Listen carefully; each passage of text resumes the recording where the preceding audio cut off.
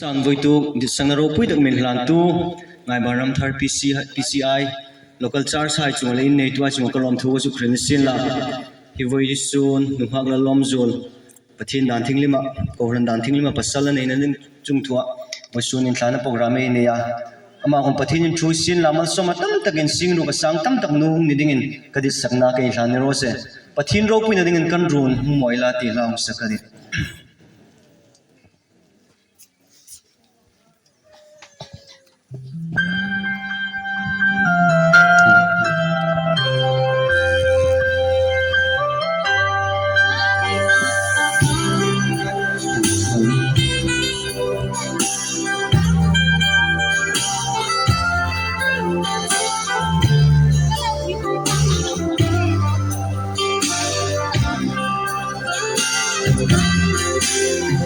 Gầm xuống tôi tê hình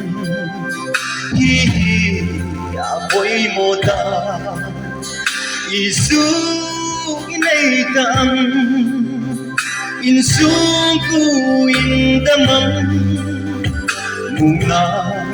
isang na di nang le isung hai chu sangam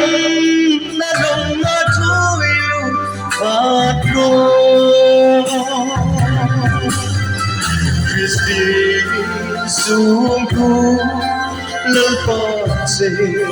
na hai chu kumkunan mo ang chui về ngai lo ui anh vô linh anh vinh về ngai lo sa tuningan himsing dinani Krista hungkan nelgo chilgang ngai no i himna izong hai chu la chui no nghe yan ta usi na lim ta sangam la ni no di at kham na li kwahi Christi sungku lempa se hai chu kumkunan himo an chui về ngai lo anh vô tình anh bin về ngai lo sa tuni nam him sing dinani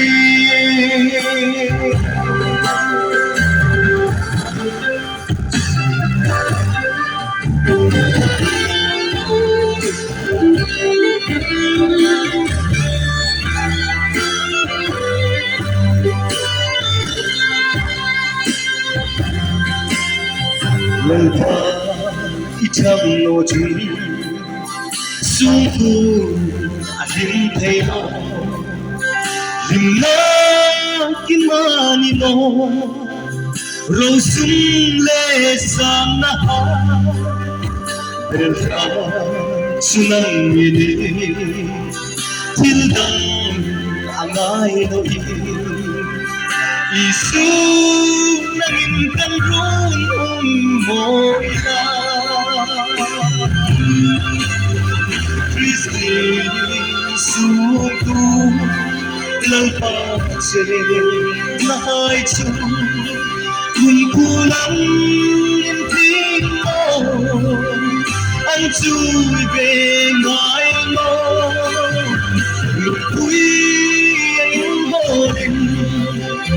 anh vinh về ngai lo sa tuningan himsing dinani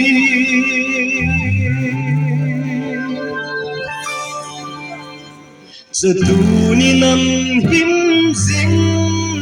dinani